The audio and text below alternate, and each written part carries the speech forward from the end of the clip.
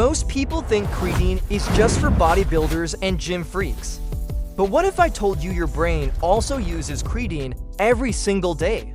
Recently, creatine has gone viral, not for building muscles, but for improving brain health, memory, focus, and even fighting mental fatigue. So is creatine for your brain a myth, or is it real science? In this video, we're breaking it all down.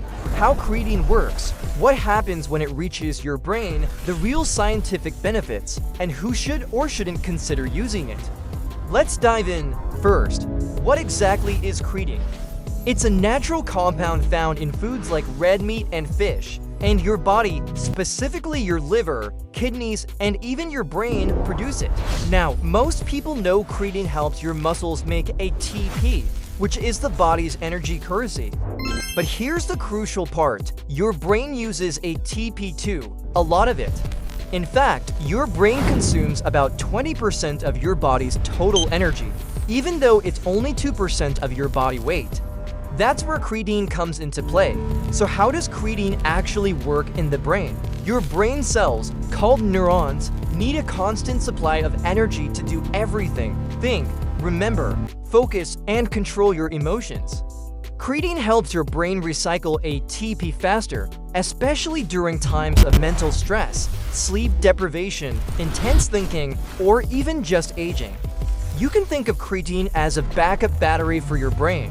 When your brain is tired, stressed, or overworked, creatine helps maintain those energy levels so your thinking doesn't slow down to a crawl. Now, let's talk about what the science actually says, not just the hype. First up, improved memory and cognitive performance.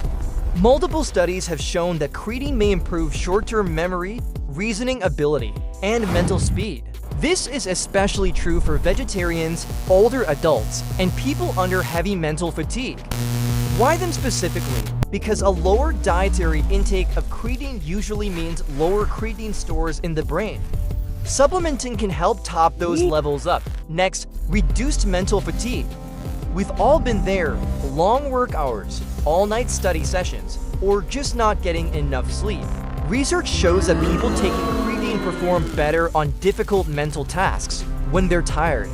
So if you often feel that afternoon brain fog or a sense of burnout, creatine might help support your mental stamina and keep you sharp. And third, brain protection and aging. Creatine has neuroprotective properties. It may help reduce oxidative stress, protect brain cells from damage, and support brain energy as we get older. This is why researchers are currently studying creatine's potential role in conditions like Alzheimer's, Parkinson's, and even depression. It's important to note, creatine is not a cure for these conditions, but it might be a valuable supportive nutrient for overall brain health. Let's bust some common myths about creatine and the brain. Myth number 1, creatine damages the brain. There is absolutely no scientific evidence to support this claim. Myth number 2, creatine causes anxiety. In fact, by helping stabilize brain energy, it may actually help your brain regulate its stress response. And myth number 3, only athletes need creatine. This is completely wrong.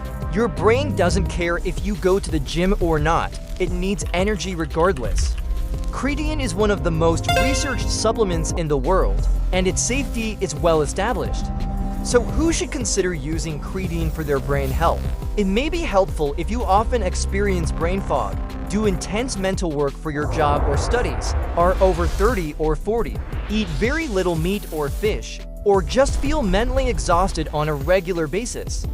However, you should definitely avoid it or consult a doctor first if you have any kidney disease, are pregnant, or have other pre-existing medical conditions. Always play it safe. So, what's the final verdict? Is creatine for brain health a myth or science? The answer is clear. It's science. Creatine supports brain energy, boosts mental performance, and improves cognitive resilience, especially when you're under stress or as you get older. It's not a magic pill, but it helps your brain do what it already does, just a little bit better. If this video helped you understand creatine a bit more, please hit that like button, subscribe, and share it with someone who might find it useful. And I want to know your thoughts, so comment below. Would you try creatine for your brain?